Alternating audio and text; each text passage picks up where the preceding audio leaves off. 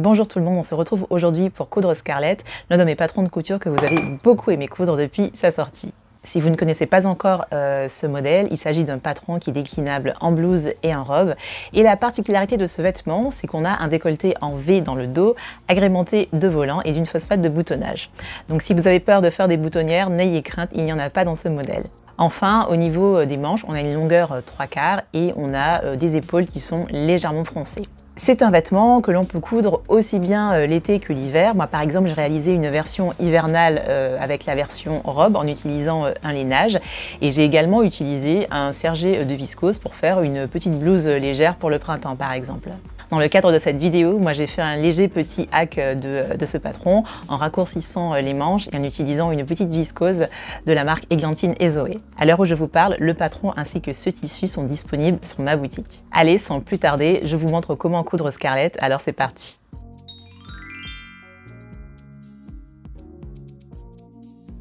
On commence par positionner endroit contre endroit deux volants F et ensuite on épingle le plus long bord arrondi.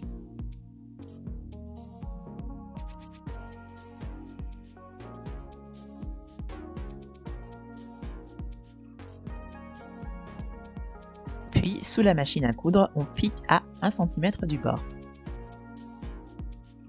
Quand c'est fait, on dégarnit la marge de couture en enlevant environ 5 mm.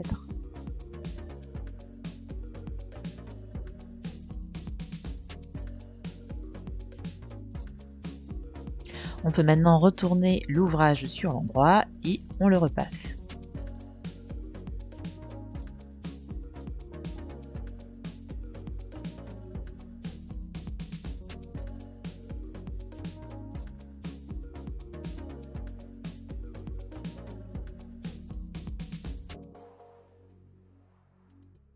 On fait ensuite une surpiqûre à environ 2-3 mm du bord et ensuite on répète toutes ces opérations pour les deux autres volants F.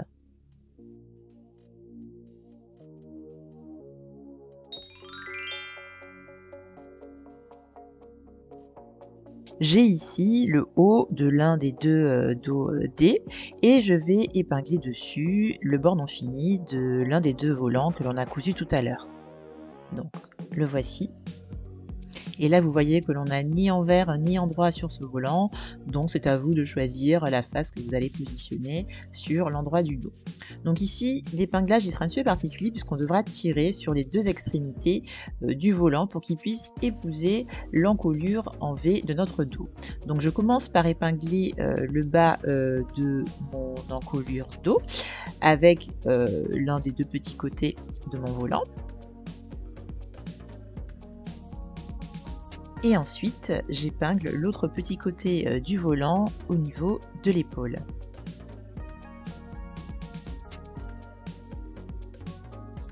Et ensuite, je continue mon épinglage en partant de l'extérieur vers l'intérieur. Donc là, au niveau du bas du volant, donc je commence à épingler et je fais la même chose au niveau du haut du volant. Puis on tire sur les côtés du volant simultanément pour épingler son bord non fini à l'encolure du dos.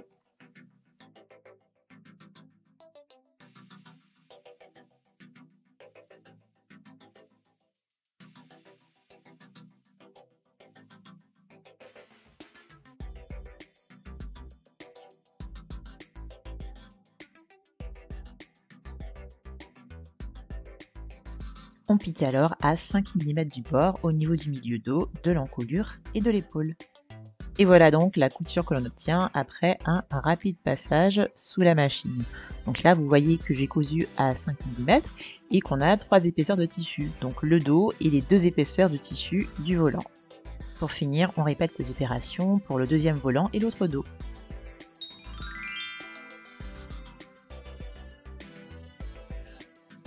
Voici donc les deux dos ainsi confectionnés avec le volant et là on a la fausse patte de boutonnage que l'on va assembler avec ces deux dos.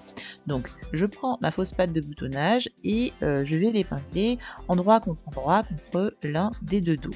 Et pour cela, je positionne bien le repère que j'ai au niveau de la partie supérieure de la pâte de boutonnage vers le haut.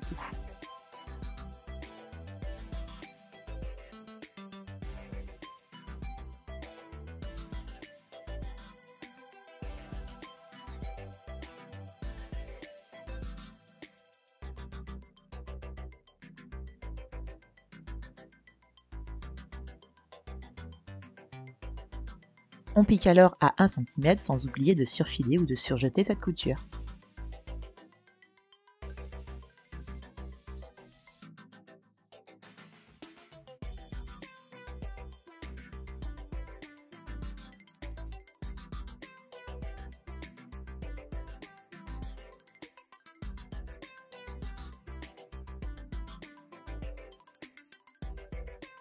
Et voilà le premier côté de notre pâte de boutonnage qui a été cousu et surfilé.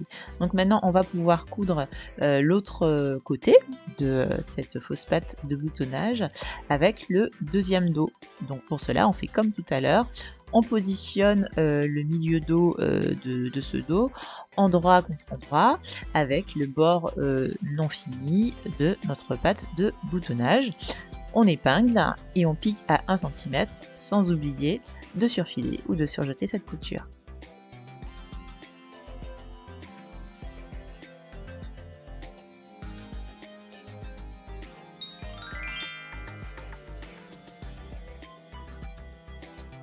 On a maintenant notre dos qui est assemblé. Donc maintenant, ce qu'on va faire, on va assembler ce dos avec le devant. Donc pour cela, on positionne donc le devant endroit contre endroit avec notre dos. Et là, vous voyez que j'ai au préalable cousu les pinces du devant. Donc je vous mets le lien de la petite vidéo pour apprendre à coudre des pinces si vous ne savez pas comment faire. Au niveau de l'épinglage, j'ai donc épinglé les deux côtés. Donc le côté que vous voyez ici en bas et le côté que vous voyez ici là-haut. Et j'ai également épinglé les deux épaules. On pique ensuite à 1 cm sans oublier de surfiler ou de surjeter. Et voilà notre top qui est assemblé. Donc j'en ai aussi profité pour faire un ourlet au niveau donc, de la base de cette version top. Donc pour cela, rien de plus simple. On plie le bas de la blouse sur 1 cm envers contre envers et cela on le fait 2 fois et on pique au plus près du pli.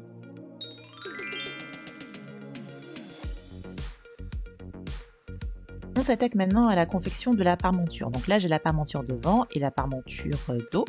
Pour ces deux parmentures, j'ai déjà entoilé l'envers et j'ai également surfilé les petits côtés. Donc il s'agit des coutures épaules. Donc j'ai fait cela sur la parmenture devant ainsi que sur la parmenture dos. On prend maintenant la parmenture devant et on la positionne endroit contre endroit avec la parmenture dos. Et ensuite, on épingle au niveau des épaules.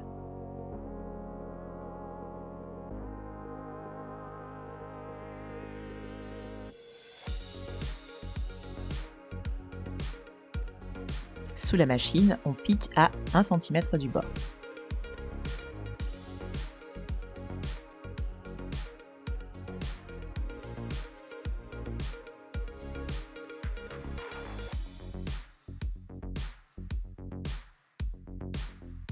Et maintenant, on va ouvrir les marges de couture. Donc pour cela, on va écraser les marges de couture au fer. Et ensuite, sous la machine à coudre, on va surfiler ou surjeter tout le bord extérieur de cette parmenture. Et voilà notre parmenture qui est prête à être assemblée au niveau de l'encolure de notre vêtement. Donc on prend cette parmenture et on la positionne endroit contre endroit avec l'encolure de notre vêtement. Donc je fais correspondre la parmenture devant avec le devant et la parmenture du dos avec le dos.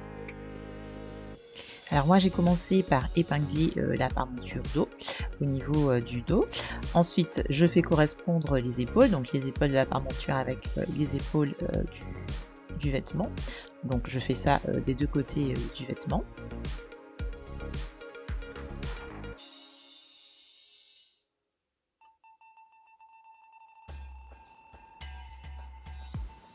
Et ensuite, je continue d'épingler sur absolument toute l'encolure du vêtement.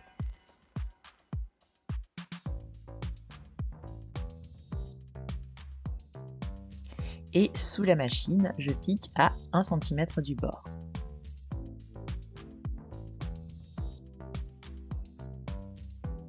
Maintenant, avant de retourner la parmenture vers l'intérieur du vêtement, on va cranter les angles. Donc pour cela, on va faire quelques petites incisions donc au niveau des 2 angles que l'on a au niveau du milieu dos. Et ensuite, vous pouvez aussi dégarnir au niveau des courbes. Moi, je ne l'ai pas fait parce que j'ai un tissu qui est très fluide, donc ce n'est pas nécessaire.